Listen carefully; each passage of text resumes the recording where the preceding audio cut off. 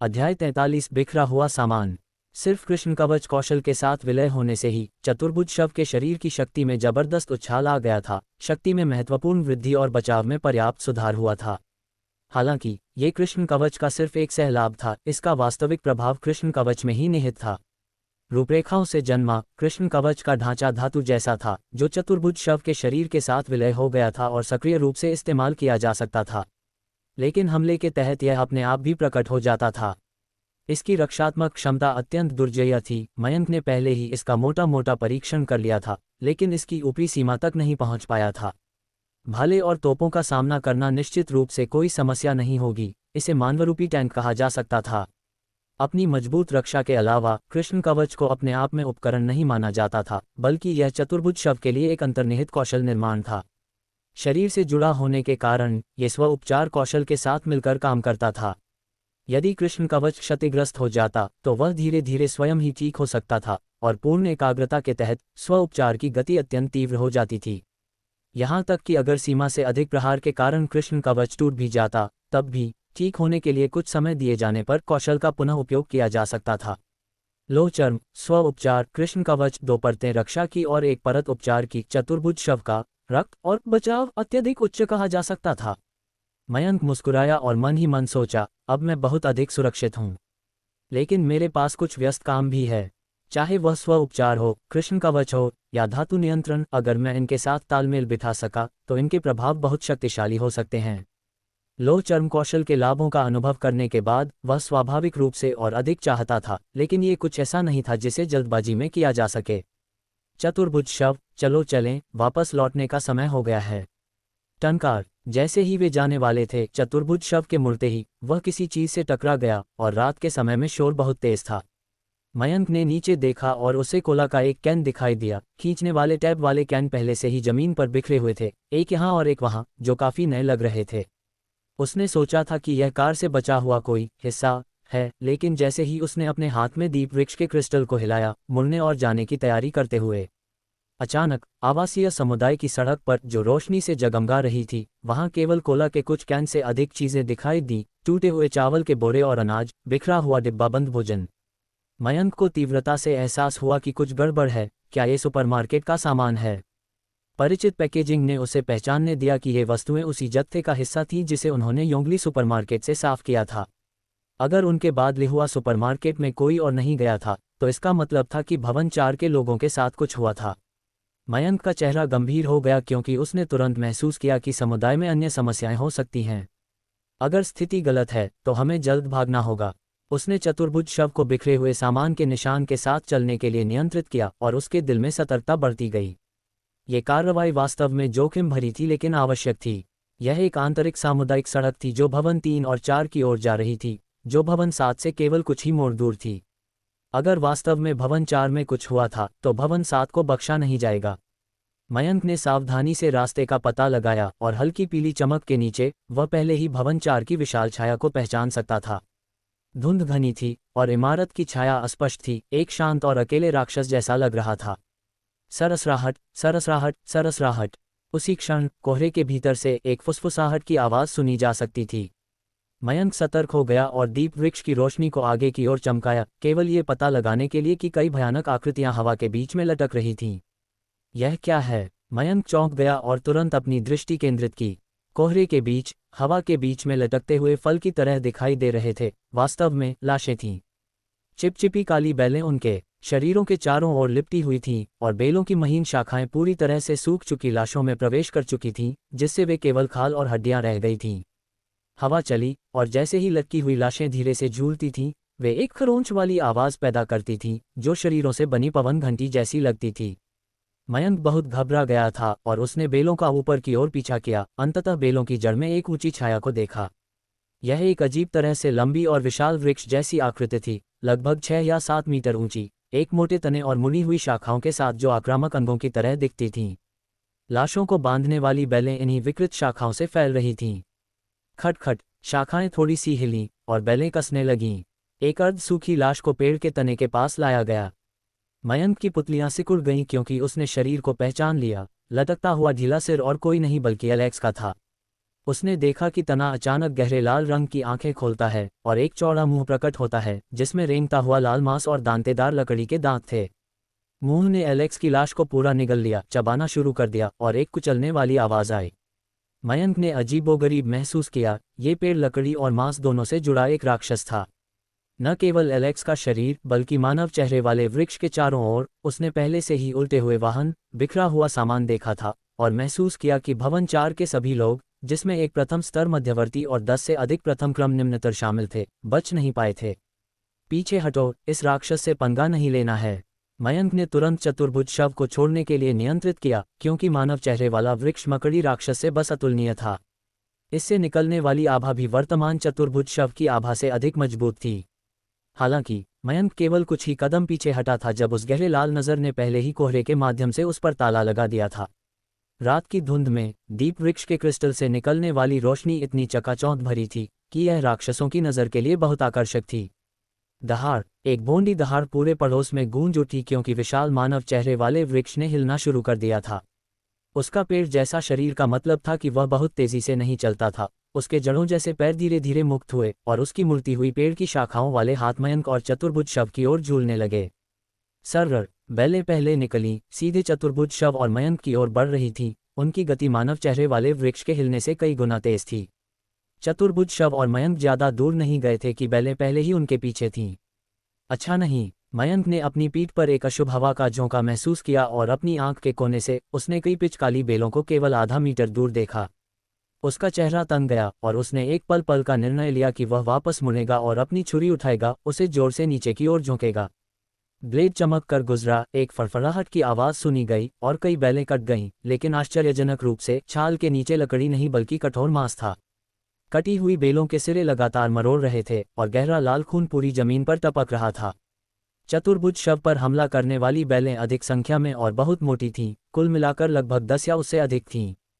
चतुर्भुज शव ने अपनी पूंछुरियां कसकर पकड़ी, फिर मुड़ा और उतनी ही क्रूरता और तेजी से काट दिया। एक पल में अधिकांश बेलों को काट डाला। हालांकि अभी भी बहुत सारी बैलें थीं और दरारों से फिसलने वाली तीन ने उस पर हमला किया, जो पूंछुरियां पकड़े हुए हाथ के चारों ओर लिपटीं। एक जबरदस्त बल तुरंत संचारित हुआ और चतुर्भुज शव लगभग लड़खड़ा गया, क्योंकि मानव चेहरे वाले वृक्ष की ताकत मकड़ी राक्षस की तुलना में कहीं अधिक थी।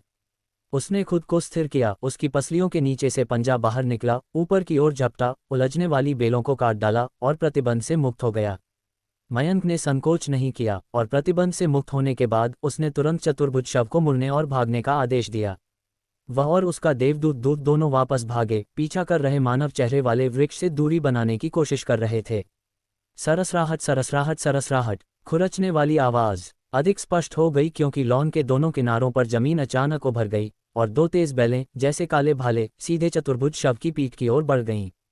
ये बैलें जमीन के नीचे छिपी हुई थीं, चाहे वे घात लगाए बैठी थीं या चुपके से वहां घुस गई थीं। अचानक हुए हमले ने चतुर्भुज शव और मयंक दोनों को चौंका दिया। टंकार, भीषण टक्कर ने विशाल चतुर्भुज शव को हवा में उछाल दिया, लगभग 7 या 8 मीटर तक लुढ़कते हुए। भयानक ताकत चरम पर थी। ये देखते हुए कि चतुर्भुज शव अब कृष्ण कवच पहने हुए था, पूंछुरियां चला रहा था और कम से कम 1000 पाउंड वजन के साथ 3 मीटर लंबा खड़ा था। इस तरह के भीषण बेल हमले को चतुर्भुज शव में प्रवेश कर जाना चाहिए था, लेकिन मानव चेहरे वाले वृक्ष ने गलत अनुमान लगाया। चतुर्भुज शव पर कृष्ण कवच ने हमले को रोक दिया, शल्क कवच दब गया, लेकिन मांस अक्षुण्ण रहा और प्रभाव का सारा बल धक्के में बदल गया जिसने उसे उछाल दिया। मानव चेहरे वाले वृक्ष का प्रहार अपने उद्देश्य को प्राप्त नहीं कर सका, लेकिन इसने मयंक और चतुर्भुज शव को धीमा करने में सफलता प्राप्त की। अधिक बैलें दोनों तरफ की घास से बाहर निकलीं, नाचते हुए सांपों की तरह आकाश को ढकते हुए जोड़ी के पास पहुंचीं। मानव चेहरे वाला वृक्ष स्थिर गति से करीब आता रहा, न बहुत तेज न बहुत धीमा, मयंक से लगभग 20 या 30 मीटर दूर, लेकिन बैलें प्रहार की सीमा के भीतर थीं। मयंक के दिल में एक ठंडक दौड़ गई, क्योंकि उसे एहसास हुआ कि वे घिर चुके हैं। उसकी धड़कन अधिक तेज हो गई, लेकिन उसका दिमाग अधिक शांत हो गया। अचानक पेट्रोल की एक तेज गंध ने उसे एक विचार दिया, क्योंकि उसने अपनी परिधीय दृष्टि में पार्किंग स्थल को देखा। बिखरे हुए हिस्से, हर जगह पेट्रोल। उसकी नज़र अंततः एक नई ऊर्जाकार बैटरी पर टिक गई। चलो पूरा जोर लगाते हैं। उसने तुरंत मुड़कर तेजी से भागना शुरू कर दिया, जबकि चतुर्भुज शव को उठने और बेलों को रोकने का आदेश दिया। उसका बड़ा शरीर पूंछुरियां घुमाता था, ब्लेड की एक अभेद्य ढाल बनाता था जो बेलों पर वार करता था। लेकिन यह एक कप पानी से आग बुझाने जैसा था। बेलों की संख्या स्पष्ट रूप से बहुत अधिक थी और उन्होंने सभी दिशाओं से बुद्धिमानी से हमला किया, जिससे उन्हें बचाना अविश्वसनीय रूप से कठिन हो गया। बेलों से भुजाएं धीरे धीरे घायल हो रही थीं। सौभाग्य से उसके पास चार थीं और उसने बेलों को जल्दी से काट दिया। इस बीच चून की अधिकांश बेलें चतुर्भुज शव की ओर आकर्षित थीं। मयंक ने शेष कुछ को काटकर अपना रास्ता बनाया, पार्किंग स्थल के किनारे की ओर तेजी से बढ़ा। वह घूमा और उसकी पूंछुरी सीधे बाहर निकली, एक नई ऊर्जा बैटरी में घुस गई। एक फड़फड़ाहट के साथ बैटरी पूरी तरह से नष्ट हो गई। नीले धुएं का एक गुब्बार उठा, जिसके बाद चिंगारियों का एक विस्फोट हुआ। अध्याय 44 रातों रात पलायन। कार की बैटरी से निकली चिंगारियों ने तुरंत इकट्ठे हुए पेट्रोल में आग लगा दी और पल भर में भयंकर लपटें उठीं और अविश्वसनीय रूप से तेज गति से पूरे पार्किंग स्थल में फैल गईं। मयंक पार्किंग स्थल की सीमा से आगे निकल गया। आग के फैलने की गति उसे पकड़ नहीं पाई थी, लेकिन चतुर्भुज शव और उलझी हुई बैलें ठीक पार्किंग स्थल के केंद्र में थीं। पलक झपकते ही आग ने उन्हें घेर लिया, जिसमें लपटें 3 से 4 मीटर ऊंची उठ रही थीं और चतुर्भुज शव लगभग पूरी तरह से डूब गया था। गर्म हवा की लहरें लगातार बाहर निकल रही थीं और उच्च तापमान के तहत अन्य इलेक्ट्रिक कारों की बैटरी से और भी अधिक काला धुआं निकलने लगा। धमाका! एक के बाद एक विस्फोट गूंज उठे और आग से घिरा चतुर्भुज शव ने महसूस किया कि उसका शरीर तीव्र गर्मी से झुलस रहा है। हालांकि उससे भी अधिक लाचार होकर उलझी हुई मानव चेहरे वाले वृक्ष की बेलें थीं। जैसे ही लपटें उठी थीं, उन्होंने चतुर्भुज शव को बाहर निकालने की कोशिश की थी, लेकिन मयंक के नियंत्रण में उसने अपनी पूंछुरियां घुमाईं और बेलों को काटकर अलग कर दिया। जैसे ही लपटों से तापमान बढ़ा, बेलें इसे और सह नहीं सकीं। पेट्रोल से भीगी हुई बेलों ने तुरंत आग पकड़ ली और तेजी से जलने लगीं। इस तरह जलने के तहत बेलें तेजी से पीछे हट गईं, जैसे चौंके हुए पक्षी अपनी मूल घास में गायब हो गईं, ताकि उन पर लगी आग को बुझा सकें और पार्किंग स्थल के उग्र नरक से बच सकें। चतुर्भुज शव, वापस आओ। एक बार जब चतुर्भुज शव मुक्त हो गया, तो मयंक ने तुरंत उसे मुड़ने और आग से दूर भागने के लिए नियंत्रित किया। जैसे ही वह आगे भागा, उसका शरीर पहले से ही दहाड़ती हुई लपटों से घिरा हुआ था। कृष्ण कवच हल्का लाल चमक रहा था, स्पष्ट रूप से बहुत गर्म था और वह हिलते समय चटपट कर रहा था। अभी हुई लड़ाई में उसका शरीर पहले से ही पेट्रोल से ढका हुआ था और अब विशाल आग से प्रज्वलित होने के कारण वह जलने से नहीं बच सका। हालांकि लोह चर्म और कृष्ण कवच की सुरक्षा के कारण वह थोड़े समय में लपटों से झुलस नहीं जाएगा, लेकिन उच्च गर्मी उसके मांस को झुलसाती रही। बिना किसी संकोच के मयंक ने तुरंत चतुर्भुज शव को दूर घास पर लुढ़कने के लिए मजबूर किया, मिट्टी और रेत से अपने शरीर को दबा दिया, जिससे आखिरकार लपटें बुझ गईं। इस समय तक पार्किंग स्थल एक फैलते हुए आग के समुद्र में बदल गया था, जिसने मयंक को मानव चेहरे वाले वृक्ष से पूरी तरह से अलग कर दिया था, क्योंकि वे दूरी से एक दूसरे को देख रहे थे। मानव चेहरे वाले वृक्ष ने आग के डर से धीरे धीरे चौथे भवन के आसपास पीछे हटना शुरू कर दिया, उसका रूप धुंध में लुप्त हो गया। मानव चेहरे वाले वृक्ष के गायब होने से मयंक ने राहत की सांस नहीं ली, उसका चेहरा गंभीर बना रहा। ये राक्षस कम से कम द्वितीय क्रम की शक्ति का है। इसने पूरे प्रसन्नता समुदाय को अपना शिकार स्थल बना लिया है। वह इस विचार से कांप उठा। मानव चेहरे वाला वृक्ष समुदाय के भीतर चुपचाप भटक रहा था। ऐसा नहीं था कि वह 7वें भवन में प्रवेश नहीं कर सकता था, ये केवल इतना था कि वह अभी तक इस क्षेत्र तक नहीं पहुंचा था। या शायद जो शव प्रतीक ने इमारत से बाहर फेंक दिए थे, उन्होंने सभी की जान बचा ली। शवों ने अस्थायी रूप से वहां से गुजरने वाले मानव चेहरे वाले वृक्ष को तृप्त कर दिया। लेकिन अब धुंध छट रही थी और समुदाय के भीतर इस राक्षस का सामना करने की संभावना तेजी से बढ़ गई थी। अब यहाँ रुकना सुरक्षित नहीं था। उसने तुरंत चतुर्भुज शव को नियंत्रित किया और तेजी से मूल रास्ते का पता लगाया, सीधे भवन 7 के आधार की ओर बढ़ रहा था। धड़ाम धड़ाम धड़ाम, उसने भवन 7 के बड़े लोहे के दरवाजे पर खटखटाया और बहादुर ने जल्द ही इसे खोला। उसका चेहरा भी उतना ही गंभीर था। मयंक, क्या हुआ?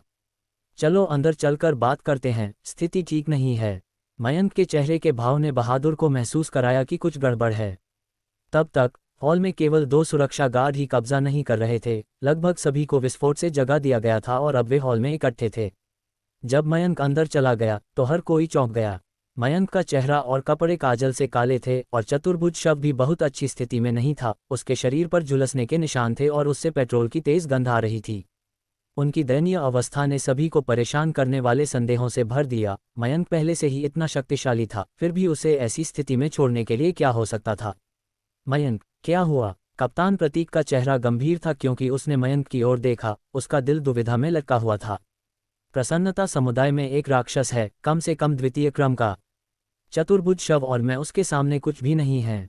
भवन 4 में हर कोई जा चुका है। क्या? सभी के चेहरों पर सदमा दिखाई दिया, जिसके बाद एक अकथनीय भय था। समुदाय में ये सब समय से ऐसा प्राणी था, और भवन 4 और भवन 7 के बीच की दूरी बिल्कुल भी अधिक नहीं थी। मैंने अस्थायी रूप से उसे रोकने के लिए आग लगाई, लेकिन यह निश्चित रूप से ज्यादा देर तक नहीं टिकेगी। अगर हमें बचना है तो आज रात ही निकल जाना बेहतर है। मयंक ने संदेश सभी तक पहुंचाया, फिर तुरंत देवाशीष की ओर मुड़ा और कहा, ट्रक पर सारा सामान लोड करो, हम आज रात निकल रहे हैं। ठीक है, सब कुछ जाने के लिए तैयार है, ये 10 मिनट में हो जाएगा। देवाशीष, स्थिति की गंभीरता को समझते हुए, तुरंत जवाब दिया और फिर रोशन को बुलाया, कहा, बूढ़े रोशन, आओ मेरी मदद करो। मैं भी मदद करूंगा। प्रणब भी भीड़ में था। ये जानते हुए कि स्थिति विकट है, उसने तुरंत मदद करना शुरू कर दिया और वाहनों पर सामान स्थानांतरित करना शुरू करने के लिए देवाशीष के साथ मयंक के कमरे में गया। जैसे ही मयंक के लोग कार्रवाई में आए, रितिका ने पहल की और कहा, मैं उन लोगों को व्यवस्थित करूंगी जो हमारे साथ हैं। मयंक ने सिर हिलाया और कहा, जल्दी करो। उसने अपनी ताकत ठीक करने के लिए जल्दी की, और जैसे ही वे सब हिलने लगे, पूरा एकत्रीकरण बिंदु अराजक हो गया, जिसमें हर कोई तुरंत अपनी चीजें पैक कर रहा था। केवल 10 मिनट से अधिक समय में हॉल लोगों से खचाखच भरा हुआ था, और देवाशीष और उनकी टीम ने सभी सामान ट्रक पर लोड कर दिया था। मयंक, हमारे पास पर्याप्त वाहन नहीं हैं। अव्यवस्था के बीच रितिका ने अकेले में मयंक को ढूंढा और कहा, हमारे पास कुल 7 वाहन हैं। एकत्रीकरण बिंदु पर 49 लोग हैं। हम 20 लोग हैं और कप्तान प्रतीक के समूह में 29 हैं, और उनके पास पर्याप्त वाहन नहीं हैं। मयंक के पक्ष में प्रणब सहित कुल 5 वाहन थे, 3 निजी कारें और 2 ट्रक। भले ही एक में मकड़ी राक्षस और अन्य राक्षस शव थे, और दूसरा सामान से भरा हुआ था, 20 लोगों को समायोजित करना कोई समस्या नहीं थी। समस्या प्रतीक के समूह के साथ थी। उनके पास केवल 2 वाहन थे, दोनों एसयूवी अच्छी क्षमता वाली थीं, लेकिन कसकर निचोड़ने पर भी वे उतने लोगों को समाहित नहीं कर सकते थे। हम पहले समुदाय छोड़ देंगे और सड़क पर इसका पता लगाएंगे। मयंक के आदेश के साथ हर कोई वाहनों में निचोड़कर बैठ गया। कुछ लोग और सामान लाना चाहते थे, लेकिन भोजन और आवश्यकताओं के अलावा सब कुछ पीछे छोड़ दिया गया था। बूढ़ा देवाशीष और मैं रास्ता दिखाएंगे। मयंक और देवाशीष पहले ट्रक में चढ़े, एक्सीलरेटर पर जोर मारा और समुदाय के पीछे के गेट से बाहर निकल गए, चौकी की परवाह किए बिना, क्योंकि भवन 4 को दरकिनार करने का यही एकमात्र तरीका था। उनके ठीक पीछे एक और ट्रक था, साथ ही प्रणब, रोशन और उनका समूह था। प्रतीक का समूह पीछे चल रहा था, चुपचाप समुदाय से बाहर निकल रहा था। लंबी ड्राइव के बाद लिहुआ सुपरमार्केट के चारों ओर चक्कर लगाते हुए मयंक अंततः रुक गया। सुपरमार्केट को सुबह साफ कर दिया गया था, लेकिन अब कुछ राक्षस घूम रहे थे। पूछुरियां चलाने वाला एक चतुर्भुज शव आगे बढ़ा और सफाई के एक दौर के बाद आखिरकार एक सुरक्षित क्षेत्र बना दिया। सभी लोग वाहनों से बाहर निकलें और सुपरमार्केट में आराम करें। रात भर की जल्दी के बाद भोर धीरे धीरे हो रही थी, और हर कोई अपने थके हुए शरीर को घसीटते हुए सुपरमार्केट में प्रवेश किया। प्रतीक ने बहादुर से शेल्फिंग इकाइयों के साथ दरवाजे को बंद करवा दिया, और गंदी फर्श की परवाह न करते हुए वे सभी सहारा लेने और आराम करने के लिए जगहें ढूंढकर बैठ गए। वह राक्षस यहाँ हमारा पीछा नहीं कर पाएगा, है ना? मयंक, प्रतीक और कुछ अन्य लोग इकट्ठे हुए, और प्रतीक के प्रश्न में चिंता का स्वर था। मयंक ने सिर हिलाया और कहा, ऐसा नहीं होना चाहिए। वह राक्षस मानव चेहरे वाला एक वृक्ष है, ये बहुत तेजी से नहीं चलता है, लेकिन इसकी बेलें बहुत शक्तिशाली हैं। उन शब्दों के साथ सभी ने राहत की सांस ली। मकड़ियों और आदमखोर पौधों के बीच ये धिक्कार है दुनिया। देवाशीष हताश होकर एक सिगरेट जलाई, धुआं उड़ाते हुए। उसने अपने बगल में बहादुर के साथ भी एक साझा की। हम बाद में उस चीज से निपटने के लिए वापस आएंगे। कोई भी राक्षस से मार खाकर उसे बस ऐसे ही नहीं जाने देता, खासकर अब जब वे पूरे राक्षस के साथ विलय कर सकते हैं। ये सही समय है कि वे उस मानव चेहरे वाले वृक्ष से मुलाकात करें। जैसी करनी वैसी भरनी, एक देवदूत दूत के साथ पंगा मत लो जब वह निराश हो। मयंक ने अपनी छोटी किताब में इसका एक नोट बनाया, फिर प्रतीक की ओर मुड़ा और पूछा, कप्तान प्रतीक, क्या आप सुपरमार्केट में थोड़ी देर आराम करना चाहते हैं, या हमें तुरंत निकल जाना चाहिए? अध्याय 45 अचानक भेंट। प्रतीक हैरान रह गया, क्या आप आज ही निकलने की योजना बना रहे हैं? मयंक ने सिर हिलाया और कहा, हमने अपना लक्ष्य निर्धारित कर लिया है, और जल्दी निकलना अधिक सुविधाजनक होगा। प्रतीक ने इसके बारे में सोचा और महसूस किया कि जो लोग मयंक के साथ जाने को तैयार थे, उनमें बीरेंद्र का 3 लोगों का परिवार, मानसी और उसकी रूममेट ईशानी, प्रणब और अन्य ठेकेदार आधे थे। शारीरिक और मानसिक रूप से वे इस स्थिति के लिए बेहतर ढंग से अनुकूलित थे, और उनके लिए निकलना वास्तव में कोई बड़ी समस्या नहीं थी। इसके विपरीत उसके पक्ष में थोड़े अधिक साधारण लोग थे। हमें थोड़ी देर आराम करना चाहिए, लेकिन सुपरमार्केट अपेक्षाकृत सुरक्षित है, उसने कहा। वह रुका, फिर जोड़ा, साथ ही हमें एक वाहन खोजने की जरूरत है। ये सुनकर मयंक ने बूढ़े देवाशीष का नाम पुकारा। बूढ़े देवाशीष, उसे उस कार की चाबियां दो जिसका हमने विनिमय किया था। हर कोई हैरान था, लेकिन उसने कहा, हमारे पास 4 वाहन हैं जो हमारे लिए पर्याप्त हैं। अगर हम आपको एक दे दें तो आपको एक खोजने की परेशानी से बचत होगी। प्रतीक को उम्मीद नहीं थी कि मयंक यूं ही एक कार दे देगा। वह जम गया, उसकी नज़र गंभीर थी और उसने गहरी आवाज में कहा, भाई धन्यवाद। मयंक ने बस अपना हाथ हिलाया, ज्यादा कुछ कहे बिना। उसकी अपनी गणनाएं थीं। मानव चेहरे वाले वृक्ष उसका अचानक उकसावा था, अन्यथा स्थानांतरण के लिए 1 या 2 दिन का समय होता। तब प्रतीक के पास एक वाहन खोजने का समय होता और वह ऐसी दयनीय स्थिति में नहीं होता। यह उसका देय था, उसे वाहन उपलब्ध कराना चाहिए था और यह कोई बड़ी बात नहीं थी। देवाशीष ने अपनी सिगरेट से एक कश लिया और कहा, लिहुआ मालिक के पास एक गोल्डन कप वैन है, लेकिन यह आमतौर पर इस सड़क पर पार्क नहीं होती है। ये पिछली गली के पास है, आपको कर्मचारी क्षेत्र के पास चाबियां ढूंढनी चाहिए। पिछली गली एक सड़क दूर थी और वहां तक पहुंचने के लिए धुंध से गुजरना आसान नहीं होगा, लेकिन ये कुछ न होने से बेहतर था। मैं लोगों को इसकी जांच करने के लिए संगठित करूंगा। एक संक्षिप्त बैठक के बाद उन्होंने सुपरमार्केट में कुछ तैयार खाने वाले भोजन पाए और सभी ने अपनी ऊर्जा को फिर से भरने के लिए खाया। फिर मयंक और उनके समूह ने इकट्ठा होना शुरू कर दिया। लिहुआ सुपरमार्केट से निकल गए और 4 वाहनों में समायोजित हो गए। कुल मिलाकर 20 लोग थे, जिनमें मयंक का 4 लोगों का समूह केंद्र में था। उनके अलावा बीरेंद्र, मानसी और प्रणब सहित 6 ठेकेदार थे और बाकी साधारण लोग थे, जिनमें से एक छोटी लड़की थी, प्रिया।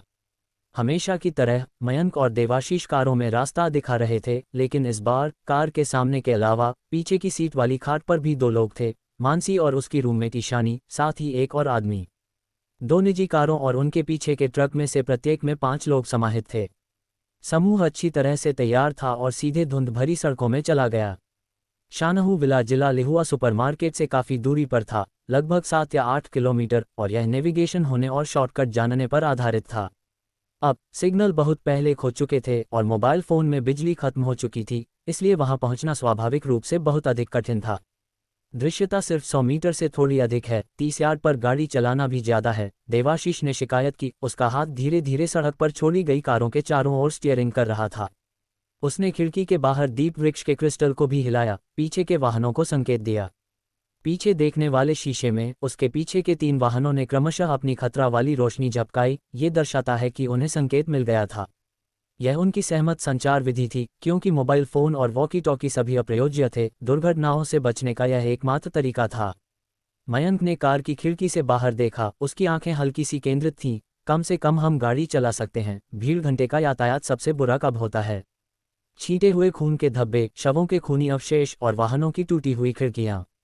धुंध में लिपटी सड़कें उसके कल्पना से कहीं अधिक जर्जर थीं, जैसे कि पूरा शहर रातों रात खंडहर में बदल गया हो। दूसरी रिंग रोड का प्रवेश और निकास, वह जगह सुबह सबसे व्यस्त होती है, यह अगम्य है। देवाशीष मयंक के अर्थ को समझा जब गहरे लाल गोले उतरे थे। ये सुबह थी और अचानक संकट ने केवल भीड़भाड़ वाले क्षेत्रों को और भी अधिक पैक कर दिया। पिछले 10 दिनों में शायद कोई महत्वपूर्ण बदलाव नहीं आया था। दोनों नदियों के साथ छोटी राह लो, वह पुरानी सड़क है। माल ढोने वाले चालकों के अलावा निजी कारें उस रास्ते से नहीं जाती हैं। देवाशीष, जो परिवहन चलाता था, कई सड़कें जानता था।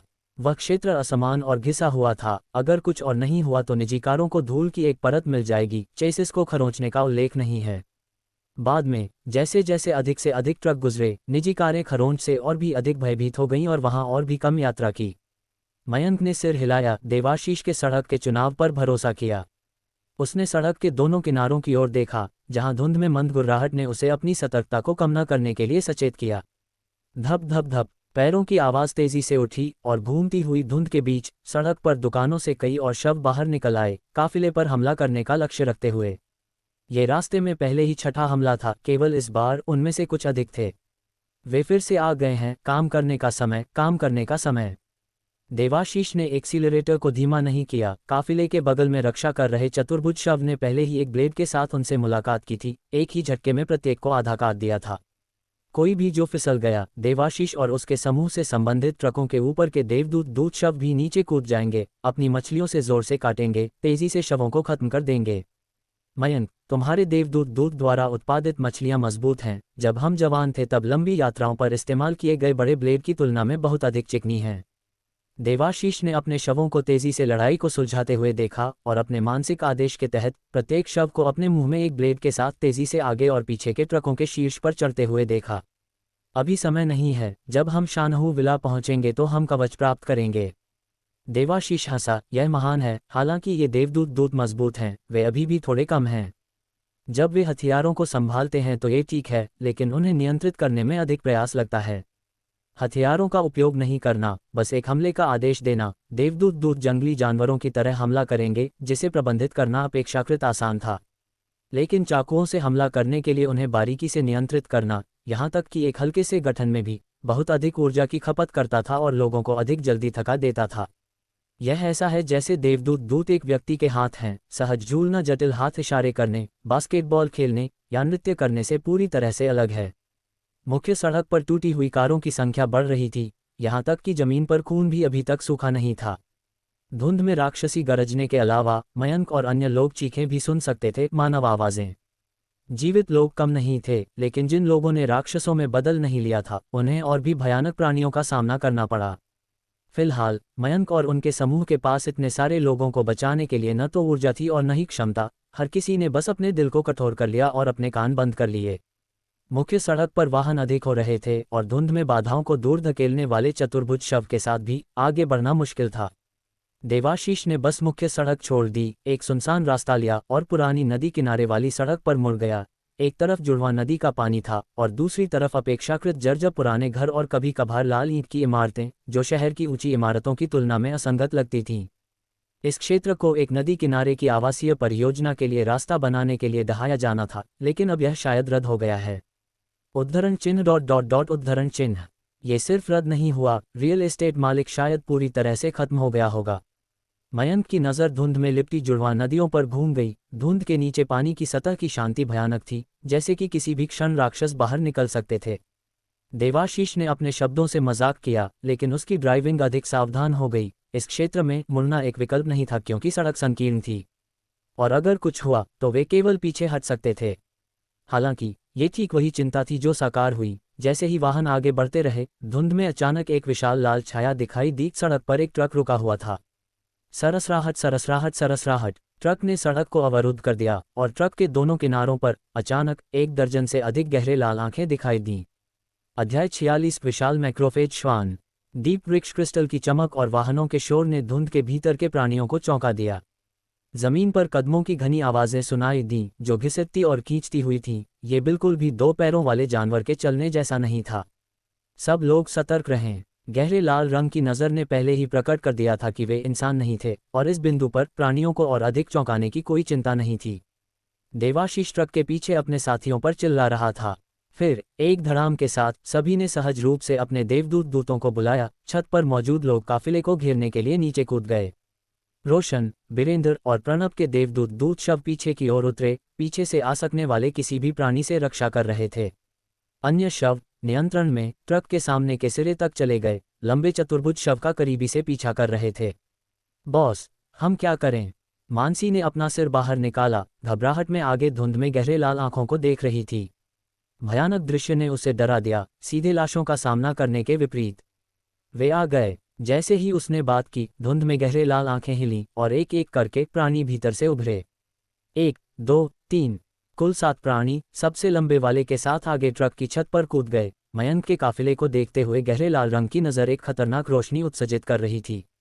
बड़ा कुत्ता। देवाशीष चौंक गया जब प्राणी ने अपना रूप प्रकट किया। उसका दिल और भी अधिक डूब गया।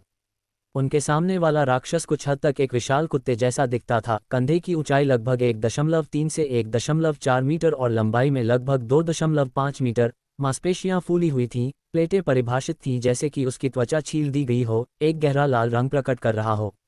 उसकी रीढ़ मुड़ी हुई थी, एक पृष्ठीय पंख की तरह झुकी हुई थी। रीढ़ से हड्डी के कांटे बाहर निकल रहे थे और शरीर से बाहर चिपके हुए थे, जिससे वह विशेष रूप से भयंकर दिख रहा था। हालांकि सबसे भयानक पहलू उसके आपस में जुड़े हुए दांत थे। उसका विशाल मुंह एक उभरते हुए फूल की तरह 3 खंडों में विभाजित था। प्रत्येक विभाजित होंठ पर छोटे दांतों की एक पंक्ति थी। गंदी लार टपक रही थी, जो एक नारकीय शिकारी कुत्ते जैसा दिखता था। गुर्र टिल्ड। एक गहरी गुर्राहट की आवाज़ आई और 7 प्राणियों की नज़र और भी खतरनाक हो गई। अचानक अग्रणी प्राणी नीचे कूद गया, सीधे मयंक की विंडशील्ड की ओर चार्ज कर रहा था। शेष 6 जगह पर दौड़े, तेज गति से देवदूत दूतों की ओर चार्ज कर रहे थे। हमें कम आंकना, हम। इस विचार पर मयंक का चतुर्भुज शव पहले ही आगे झपट चुका था, उसकी छुरी हवा में चाप बनाते हुए सीधे प्राणी की ओर काट रही थी। हवा के बीच में प्राणी सहज रूप से सतर्क लग रहा था, हिंसक रूप से अपने शरीर को मोड़ते हुए, अपने चार्ज को रोकते हुए मुश्किल से ब्लेड से बच रहा था। हालांकि उसके कंधे पर पहले ही एक लाल घाव दिखाई दे चुका था, जिससे खून निकल रहा था। दहाड़, दर्दनाक दहाड़ ने लड़ाई की प्रस्तावना शुरू कर दी। भयंकर विशाल मैक्रोफेज श्वान कई देवदूत दूतों के शवों में टूट गया। दूतों ने ज्यादातर पूछुरियां पकड़ी हुई थीं, वार करने के लिए झूलते थे, लेकिन खुला मुंह ब्लेड को पकड़ लेता था। टनकार, ब्लेड को सीधे काट लिया गया था, तेज किनारे ने आंसू को काट दिया, लेकिन विशाल मैक्रोफेज श्वान ने छोड़ा नहीं, बल्कि जोर से शव में टकरा गया। इस टक्कर में कई शव लगभग गिर गए थे, केवल सड़ी हुई त्वचा चूहे और बूढ़े देवाशीष के प्रथम स्तर मध्यवर्ती शव चोट से बच गए थे। गिराए गए शव अपने मानवरूपी रूपों में एक नुकसान झेलते थे, अपनी छुरियों को बाहर नहीं निकाल पा रहे थे, उन्होंने सीधे हाथ से हाथ की लड़ाई का सहारा लिया। जानवर जैसी काटने और खरोंचने के साथ विशाल मैक्रोफेज श्वान स्पष्ट रूप से ऊपरी हाथ में था, लगातार शवों की गर्दन का लक्ष्य बना रहा था। अगर शवों ने जोर से पीछे धक्का नहीं दिया होता तो उनकी गर्दन टूट गई होती।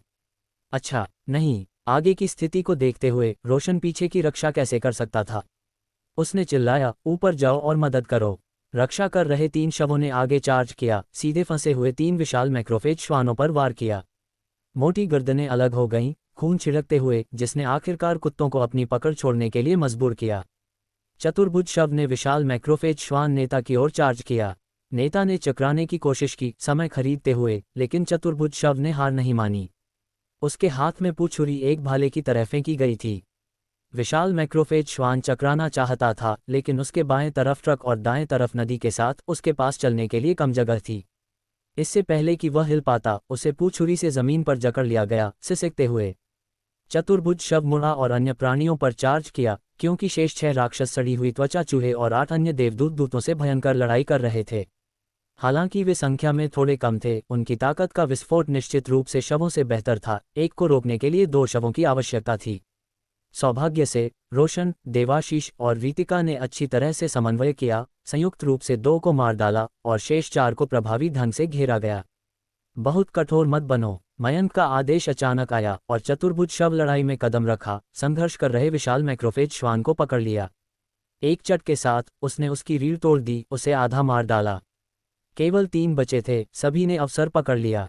दूत दौड़े, पकड़ते और काटते हुए, सचमुच उनकी हड्डियां तोड़ रहे थे। लड़ाई समाप्त हुई और सभी ने राहत की सांस ली। मयंक और देवाशीष कार से बाहर निकलने वाले पहले व्यक्ति थे। देवाशीष आगे बढ़कर विशाल मैक्रोफेज श्वानों की जांच करना चाहता था। सावधान रहें, वे शवों की तुलना में अधिक भयंकर हैं। मुझे पता है। देवाशीष ने एक भारी सिर हिलाया, अपने समझने का संकेत देते हुए। जैसे ही उसने प्रत्येक पर एक स्टील पाइप घुमाया, 4 को ढूंढते हुए जिन्होंने प्रतिक्रिया दी। हे भगवान, उनकी शक्ति वास्तव में कमजोर नहीं है। देवाशीष ने विलाप किया, क्योंकि वह जानता था कि अगर अकेले केवल 2 या 3 लोग होते तो वे शायद एक से भी लड़ने के लिए संघर्ष करते, जो एक बाघ से केवल 1.5 मीटर छोटा था। मयंक, 4 अभी भी सांस ले रहे हैं। मयंक ने उनमें से एक पर तीव्रता से ध्यान केंद्रित किया और राक्षस का नाम दिखाई दिया, विशाल मैक्रोफेज श्वान। जिनके पास अनुबंध नहीं है, 4 लोग बाहर आओ और उन्हें मार डालो। मयंक ने रोशन और रीतिका को संकेत दिया, दोनों ने समझदारी में सिर हिलाया। सामने के वाहन से शुरू करो, ईशानी, राजीव। तुम 4 पहले अनुबंध करो, इस हथियार का उपयोग करके। हथियार शवों द्वारा इस्तेमाल की जाने वाली एक मछली थी, मोटी और तेज। चारों की आंखों में खुशी झलक उठी, जिन्होंने जल्दी से सिर हिलाया। धन्यवाद बहन रीतिका, धन्यवाद बॉस। बूढ़े देवाशीष, चलो आगे की जांच करते हैं। मयंक ने आगे एक ट्रक की ओर इशारा किया। देवाशीष समझ गया कि उन्हें अनुबंध प्रक्रिया की निगरानी करने की आवश्यकता नहीं है, इसलिए उसने कहा, चलो चलते हैं, मुझे लगता है कि कुछ हुआ है। दोनों विशाल मैक्रोफेज श्वान के शरीर पर कदम रखा। वे उसके विशाल शरीर के जितने करीब गए, वह उतना ही अधिक भयानक लगा। एक कुत्ता नहीं, बल्कि एक बाघ के आकार जैसा। ऐसे मुंह के साथ एक बाघ भी कुछ पाउंड मांस पीछे छोड़ देगा। उसने अनुमान लगाया, मुझे लगता है कि यह एक जंगली कुत्ता है जो उत्परिवर्तित हुआ है। लेकिन मयंक, अगर जंगली कुत्ते इसमें बदल सकते हैं, तो चिड़ियाघर का क्या? चिड़ियाघर के जानवरों के बारे में सोचकर देवाशीष कांप उठा। मुझे डर है कि वहाँ की स्थिति भी अच्छी नहीं है, लेकिन यह जरूरी नहीं है कि एक पूरी तरह से परिवर्तन हो। अपनी यात्रा के माध्यम से उसने सड़क के किनारे साधारण बिल्लियों और कुत्तों के शवों को देखा था, जो राक्षसों द्वारा पूरी तरह से निगल लिए गए थे, स्पष्ट रूप से संकेत देते हुए कि उत्परिवर्तन पूर्ण नहीं था। दोनों आदमी सामने के वाहन तक पहुंचे। जैसे ही वे ड्राइवर के दरवाजे के पास पहुंचे, जो खुला था, एक गंदी गंध बाहर निकली। एक शरीर का आधा हिस्सा हड्डी तक चबाया हुआ स्टेपिंग बोर्ड से लटक रहा था। कार के दरवाजे से बाहर निकला हुआ शरीर का आधा हिस्सा खा लिया गया था, केवल एक खूनी रीढ़ और कुछ पसलियां छोड़कर। निचला आधा स्टीयरिंग व्हील के नीचे फंसा हुआ था और विशाल मैक्रोफेज श्वान उस तक पहुंच नहीं सका, जिससे वह अपेक्षाकृत अक्षुण्ण था लेकिन पहले से ही सड़ रहा था। देवाशीष ने जमीन पर थूक दिया और शाप दिया, वे धिक्कार है जानवर जैसे राक्षस। अब 10 दिनों से अधिक समय से मर चुका है, चलो इसे पहले बाहर निकालते हैं और शवों को इसे संभालने देते हैं। देवाशीष ने सिर हिलाया, अपने खुद के शव को आधा शरीर बाहर खींचने के लिए बुलाया और इसे सड़क के किनारे खींच लिया जहां गंध कुछ हद तक दूर हो गई। देवाशीष बची हुई गंध की परवाह किए बिना देखने के लिए ट्रक में चढ़ गया और कहा, चाबी अभी भी यहाँ है, हम इसे शुरू कर सकते हैं। क्या हम ये वाहन चाहते हैं? यह मेरे अन्य 2 से अधिक ले जा सकता है। क्या इसे चलाया जा सकता है? देवाशीष मुस्कुराया और मजाक किया, अगर इसे चलाया नहीं जा सकता तो क्या आप यातायात प्रबंधन को मुझे गिरफ्तार करने के लिए कहेंगे? उद्धरण चिन्ह ... उद्धरण चिन्ह। समझ गया, इसे काम करने के लिए मजबूर करना हम बहुत आपराधिक। देवाशीष के सुझाव पर मयंक से कोई आपत्ति नहीं मिली, हालांकि इसे चलाना समस्याग्रस्त हो सकता है क्योंकि वाहन का दृश्य, मुड़ने की त्रिज्या और ब्रेकिंग दूरी अलग थे। लेकिन इन अंत समय में वे वास्तव में मुद्दे नहीं थे जब तक आप एक दीवार में नहीं टकराते। खरोंच और खुरचने की किसी को परवाह नहीं थी। तो उसने अनुभवी ड्राइवर प्रणब को लाया और बस उसे अकेले ट्रक चलाने दिया। देवाशीष ने वाहन के कंटेनर की जांच की। ये खाली था, जाहिरा तौर पर सुबह माल उठाने के लिए तैयार था, केवल धुंध के आने और राक्षसों को उत्परिवर्तित और यहाँ फंसाने के लिए। केबिन या ट्रेलर में कुछ भी नहीं मिला सिवाय पीछे देखने वाले शीशे से लटकते हुए एक आभूषण के, जिसमें एक पारिवारिक चित्र था। चौफर अक्सर घर से दूर रहते थे, एक स्मृति रखना अकेलेपन को सहन करने का सबसे अच्छा तरीका था। देवाशीष जानता था कि यह क्या था, लेकिन आह भरने के अलावा वह और कुछ नहीं कर सकता था। व्यक्ति पहले ही मर चुका था और उनका परिवार अभी भी जीवित था या नहीं, यह अज्ञात था। उसने जल्दी से हड्डी के अवशेषों और आभूषण को दफना दिया और आखिरकार अनुबंध पूरे हो गए। शव की तुलना में थोड़ा अधिक समय लगा। आप कैसा महसूस करते हैं, बॉस मयंक? मयंक चारों व्यक्तियों के पास पहुंचा और उन्होंने तेजी से उसका अभिवादन किया। गर्वित होने की हिम्मत नहीं की, भले ही उन्होंने अनुबंध कर लिया था, अपनी क्षमताओं के बारे में जागरूक थे। अनुबंध करना थोड़ा दर्दनाक था, लेकिन वापस खिलाया गया बल मजबूत है। ईशानी ने मयंक के प्रश्न का कमजोर आवाज में जवाब दिया और अन्य तीनों ने सिर हिलाया। ठीक है, ऐसा लगता है जैसे रक्तवाहिकाएं फट रही हैं। मयंक ने एक भौं उठाई। क्या फ्यूजन के दौरान दर्द होता था? उसने अचानक पूछा। वे कितने मजबूत हैं?